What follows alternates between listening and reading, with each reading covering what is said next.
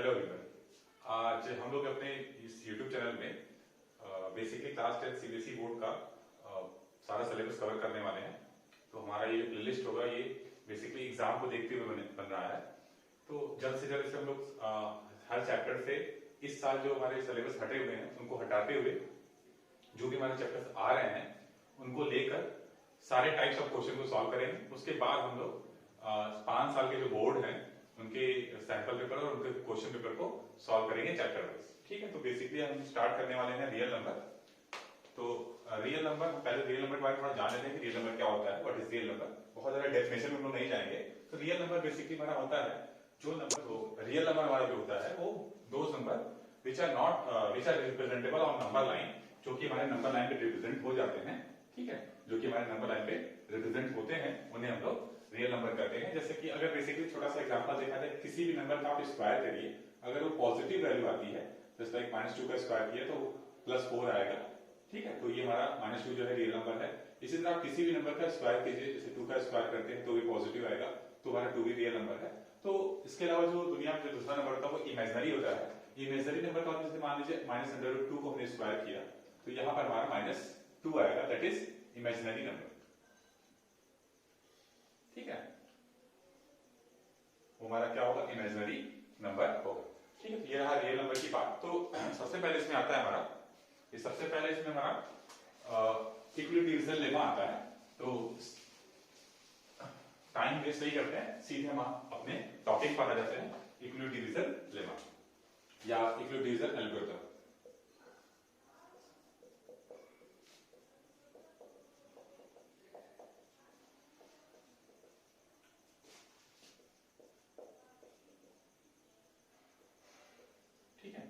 ये हमारे बेसिकली हम कहते क्या है, जब से कि बचपन में डिवाइड करते थे किसी नंबर को, तो मान लीजिए हमने क्या किया, 3 से 28 को डिवाइड किया तो 3 9 27, दैट इज 1 हमारा रिमाइंडर आया।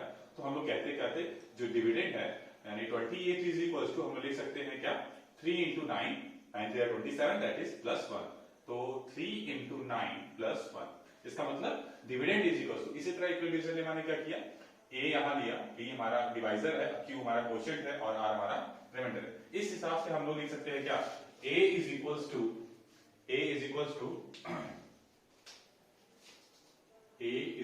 To B into Q plus R. ठीक है, इसमें एक दूसरा रिजल्ट हमारा ये होता है कि जो आर की वैल्यू है वो, जैसे कि मान लीजिए आप किसी भी दुनिया के नंबर में, दुनिया में कोई भी नंबर को अगर आप 3 से डिवाइड कर रहे हैं तो रिमाइंडर जो भी है वो हमेशा 3 से क्या आएगा, छोटा आएगा। इसका मतलब रिमाइंडर क्या क्या आ सकता है, या तो 1 आएगा, या तो 2 आएगा, या तो 0 आएगा। रिमाइंडर कुछ नहीं आएगा। तो 0 1 2 के अलावा अगर हम 3 से डिवाइड कर रहे हैं तो इसके अलावा कुछ भी नहीं आ सकता। इसका मतलब क्या है कि अगर आप b से डिवाइड कर रहे हैं, इसमें हमने क्या किया, b से डिवाइड किया, डिवाइजर जो हमारा यहाँ पर b है, तो अगर हम b से डिवाइड कर रहे हैं तो रिमाइंडर जो है हमेशा क्या होगा, b से छोटा होगा, और या तो 0 होगा या 0 से बड़ा हो सकता है। ठीक है, तो या तो 0 होगा या 0 से, तो यही हमारा इक्वलिटी डिवीजन एल्गोरिथम है। तो सबसे पहले हम क्वेश्चन लेते हैं जो इसके, हमने बेसिकली रियल नंबर को 3 पार्ट में डिवाइड किया है। तो 3 पार्ट में हम लोग इसको रियल नंबर को खत्म कर लेंगे। इसमें जितने भी हमारे क्वेश्चंस है 3 पार्ट में हो जाएंगे। बेसिकली पहले जो पार्ट, हमारा पहला पार्ट है, उसमें 2 टाइप के क्वेश्चन आते हैं। एक तो पहला आता है कि इक्वलिटी डिवीजन लेमा का आप यूज करके आप किसी भी इंटीजर, पॉजिटिव इंटीजर को इस फॉर्म में कन्वर्ट करके दिखाइए। अब होता है ऐसा, ये हमको शो करना है। दूसरा फॉर्म है हमारा कि 2 नंबर का या 3 नंबर का एचसीएफ निकालना होता है यूजिंग इक्वलिटी डिवीजन लेमा। तो पहला टाइप हमारा जो क्वेश्चन है इसको रीड कर लेते हैं। यूज इक्वलिटी डिवीजन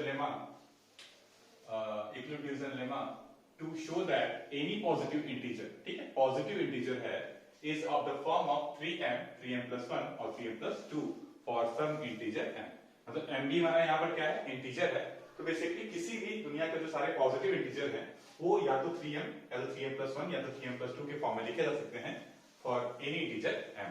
कहने का मतलब क्या है कि आपने सोचा, अब हमने एक पॉजिटिव इंटीजर जैसे 17, या तो 17 को हम 3m लिख सकते हैं, या तो 3m+1 लिख सकते हैं, या फिर 3m+2 लिख सकते हैं। ठीक है, इन तीनों में से कोई एक इसमें हमेशा कर सकते हैं। ऐसा क्वेश्चन कह रहा है, यही चीज हमको शो करनी है। ठीक है, कोई भी नंबर हम दुनिया में कोई पॉजिटिव इंटीजर्स हो सकते हैं। तो चलिए इसको शो कर लेते हैं। तो ठीक है। लेट सबसे पहले एज्यूम करते हैं, let A B the any positive integer,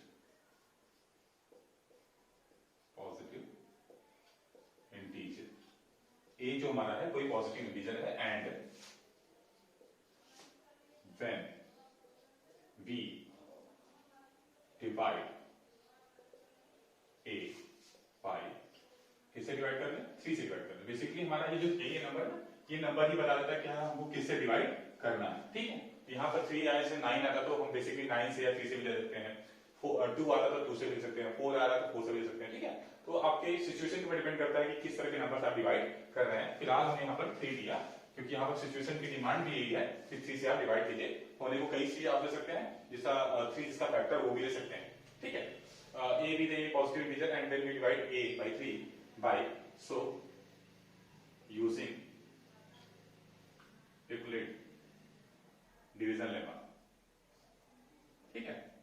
मैं यहाँ पर सारा स्टेप लिख दे रहा हूँ इसलिए क्योंकि हमको बोर्ड में सारा स्टेप लिखना होता है, ठीक है। Using Euclid division lemma we can write what we are write. अगर आप ए को डिवाइड कर रहे हैं 3 से तो कुछ ना कुछ क्वेश्चन मिलेगा, कुछ ना कुछ रिमाइंडर।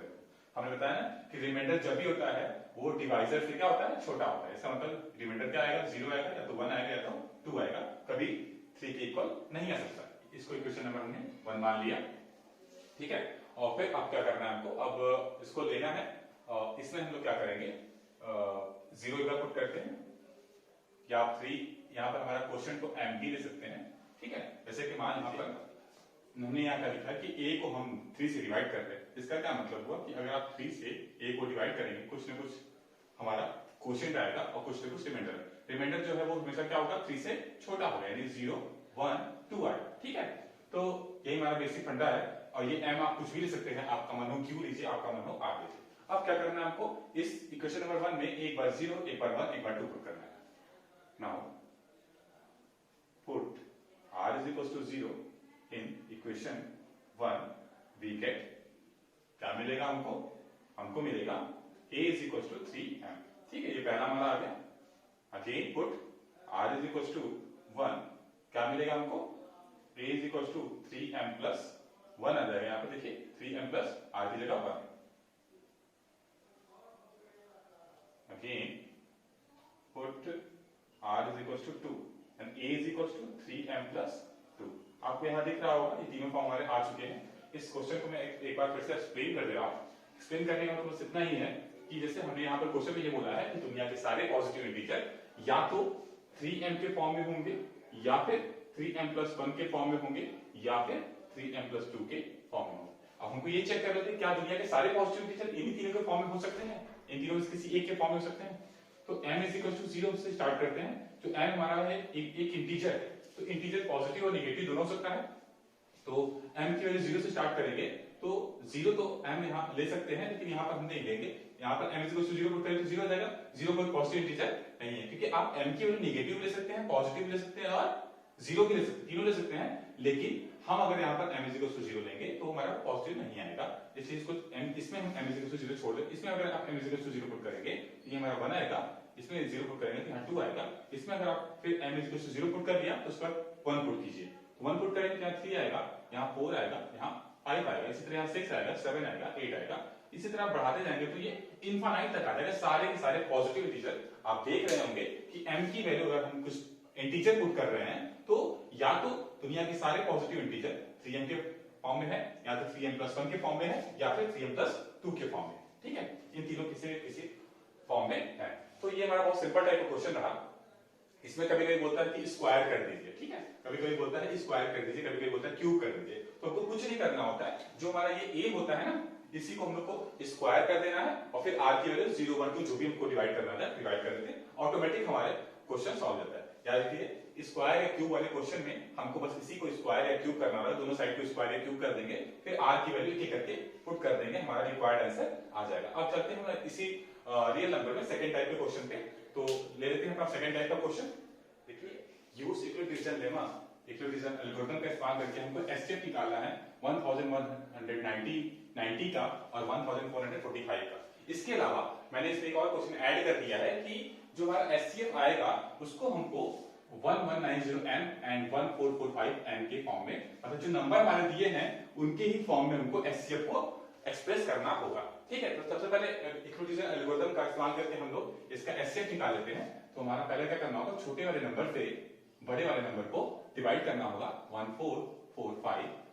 चलिए डिवाइड कर लेते हैं, ये 1 टाइम जाएगा हमारा, ये 1190 होगा 5, ये हमारा ये भी हमारा 5 हो जाएगा 3, फिर 355 से 1190 को हम लोग डिवाइड करेंगे, तो रिमाइंडर से फिर इसको डिवाइड करते हैं।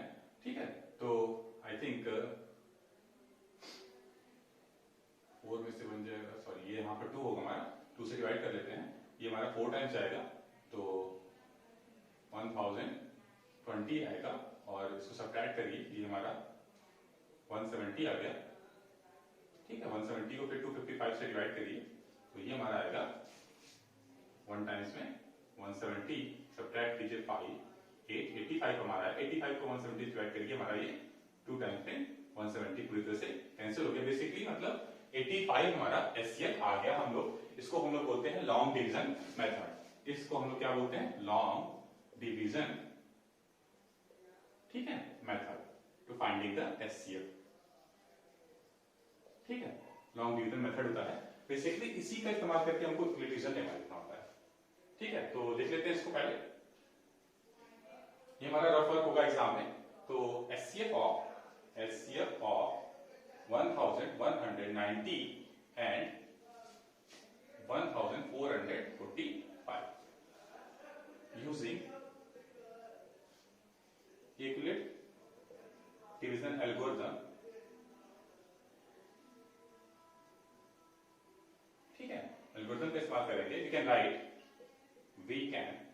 राइट, हम क्या लिख सकते हैं, हम लिख सकते हैं 1445 is equal to 1190 multiplied by 1 plus 255। Remainder को हमने ऐड कर दिया, पहले स्टेप को लिखा, देखिए 1190 को मल्टीप्लाई 1 में किया और रिमाइंडर को ऐड कर दिया। इसी तरह अगेन अगर हमको सेकंड स्टेप लिखना हो तो क्या लिखेंगे, वहां पर हमारा 1190 है, डिवाइड हमने 255 से किया है, 4 टाइम्स डिवाइड किया है और रिमाइंडर हमारा 170 आया। अगेन आप यहां बड़ा सा स्टेटमेंट डाल सकते हैं, लेकिन इतना ज्यादा करने की जरूरत नहीं है आपको। हमने क्या किया, 255 को डिवाइड किया है 170 से और हमारा 1 टाइम गया है, रिमाइंडर हमारा 85।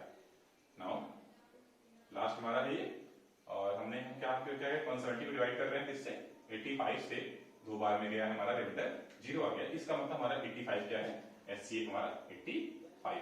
ठीक है, ये तुम्हारे स्टेप आ गए। अब इसके अलावा हमको क्या करना है, हमको इसके इस फॉर्म में लिखना भी है। कभी कभी आता है find the value of m and m. HCF को हमारा एचसीएफ कितना है, 85 है। तो अगर आप चाहें तो 85 की वैल्यू यहां से निकालना चाहें तो 170 इंटू 1 को क्या करना पड़ेगा, आपको आरएचएस में सेंड करना होगा, भेजना होगा। आरएचएस भेजेंगे इसको, वी कैन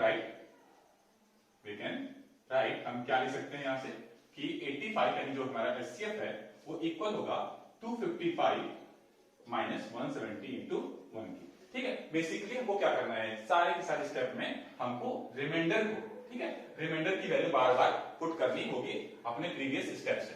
ठीक है, तो अब यहां पर हमारा प्रीवियस स्टेप में रिमाइंडर क्या था, 170 था, तो आप क्या करिए 170 की वैल्यू पुट कर दीजिए। किससे, 170 की वैल्यू प्रीवियस स्टेप से पुट कर दीजिए। तो ये हमारा 255 अपनी जगह पे पड़ा हुआ है, माइनस लिख दिया। 170 वैल्यू क्या होगी हमारी, ये जो हमारा वैल्यू है इधर जाएगा तो माइनस हो जाएगा, यानी हम लिख सकते हैं 1190 माइनस 255 इंटू 4, और ये हमारे बाहर जो 1 है उसको भी लिख लेते हैं। तो आगे हमको क्या करना है, अब देखिए जरा, अब यहाँ पर हमको बेसिकली इस माइनस मल्टीप्लाई ब्रैकेट को ओपन कर थोड़ा सॉल्व कर लेते हैं। 255 माइनस 1190 प्लस 255 इंटू 4। ठीक है, इस 1 का मल्टीप्लाई से कोई फर्क नहीं पड़ेगा। यहाँ पर और थोड़ा सॉल्व कर लेते हैं। 85 इंटू ये हमारा 255 इंटू 1 है और ये 255 इंटू 4 है, उस हिसाब से 255 इंटू ये हमारा 5 हो जाएगा माइनस 1190 इंटू 1। देखिए या नंबर की कोई फर्क नहीं पड़ने वाला। ठीक है, तो अब हम यहाँ से क्या कर चुके हैं, 170 की जो वैल्यू है वो पुट कर चुके हैं, यानी इसकी वैल्यू हम पुट कर चुके हैं। इसको लेकर अब क्या करना है, आपको 255 की वैल्यू पुट करनी है। इसका मतलब ये क्या हो जाएगा हमारा, ये हमारा 1445 लिख लेते हैं इसको। देखिए इंटू 5 की जगह हमको जो है वैसे रखना है, प्लस हमको 255 की वैल्यू पुट करनी है। कहां से, हमारे यहाँ से रिमाइंडर का आना, रिमाइंडर जहां पर ये होगा, ठीक है। इसका मतलब ये क्या होगा 1445 माइनस 1190 इंटू 1 ब्रैकेट के बाहर इंटू 5 लिख देते हैं minus 1190। 85 is equal to 1445 minus ये वाला इंटू 5 कर लेते हैं पहले, ये 5 पूरा इसमें भी होगा और ये 5 पूरा इसके साथ भी होगा, माइनस 1190 इंटू 5 माइनस 1190। देखिए यहाँ पर 5 है और यहाँ पर इंटू 1, दोनों ही नेगेटिव, इसका मतलब ऐड हो जाएंगे। तो 85 is equal to 1445 into 5 minus 1190 into 6, ठीक है। आप चाहें तो 85 इज इक्वल टू यहाँ पर 1445 इंटू 5 लिख सकते हैं और ये माइनस को प्लस लिखेंगे 1190 और इस 6 जो बार पॉजिटिव था उसको नेगेटिव लिख दिया, क्योंकि जो नेगेटिव है यहाँ लिखिए यहाँ लिखिए तो फर्क नहीं पड़ेगा। अब जरा देखिए 1190 के साथ कौन है, m है, यानी ये वाला जो हुआ वो m की वैल्यू हो गई, और 1445 का n है, यानी ये जो हमारा है वो n की वैल्यू हो गई। तो m की वैल्यू हमारी -6 आई, m की वैल्यू जो हमारी कितनी आई -6 आई, और n की वैल्यू जो हमारी आई है वो 5 आई, ठीक है। कभी कभी हमारे क्वेश्चन में m और n से पूछता है। तो पहला हमारा रियल नंबर का जो फर्स्ट टॉपिक हमारा ये क्लियर हो गया है। इसी दो टाइप के क्वेश्चन हमारे बेसिकली पूछे जाते हैं क्लास 10th में, तो इसको देख लीजिए ध्यान से। Thank you.